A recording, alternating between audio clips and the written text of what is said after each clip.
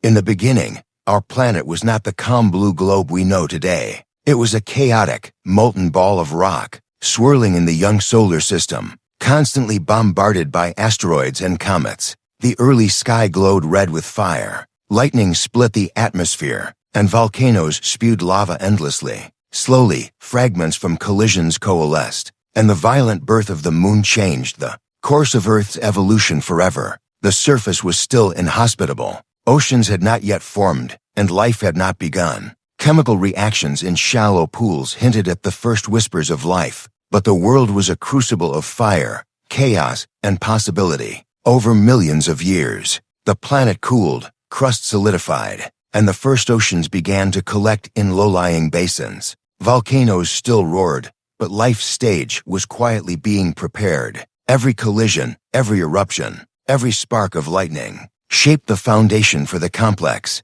world we inhabit today. This was Earth's fiery origin, a relentless, dynamic force that forged the very cradle of life,